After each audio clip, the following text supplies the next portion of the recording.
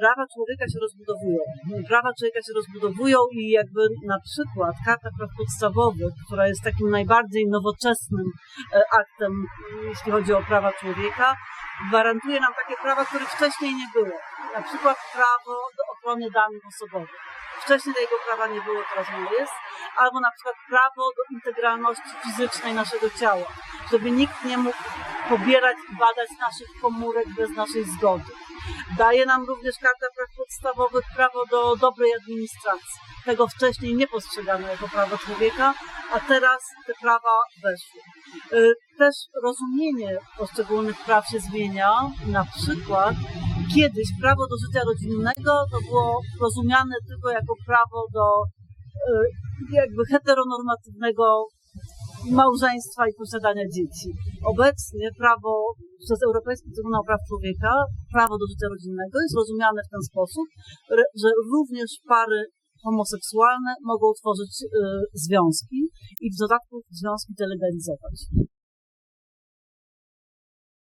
Zielona kryminologia to jest taki bardzo współczesny nurt kryminologii, który zajmuje się przestępczością przeciwko środowisku naturalnemu i zwierzętom.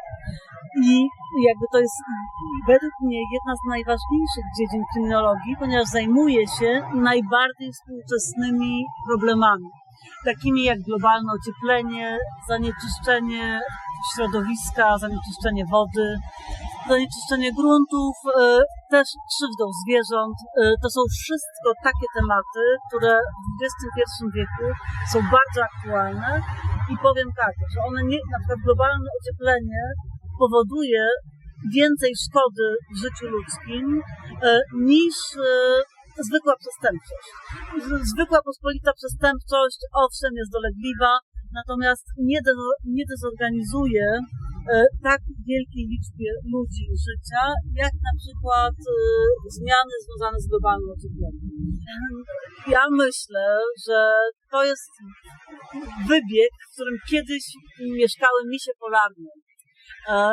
I tutaj w warszawskim zoo. Ja uważam, ten wybieg na szczęście obecnie jest pusty. Uważam, że jakby to, co powinno zostać jako takie puste miejsce i jakby ukazać, że jakby nie można ustawiać na przykład z ogrodu zoologicznego tylko pod potrzeby ludzi. Potrzeby zwierząt też są ważne i tutaj niedźwiedź polarny, który był tuż przy ulicy, jest polarnym niedźwiedziem, tutaj nie miał gdzie się schować przed upałem na przykład, to było fatalne warunki dla niedźwiedzia polarnego i jakby to powinna być dla nas nauczka, takie miejsce puste, że powinniśmy zawsze uwzględniać nie tylko interesy ludzi, ale interesy zwierząt, na przykład projektując ogród zoologiczny. W Polsce jeszcze nie.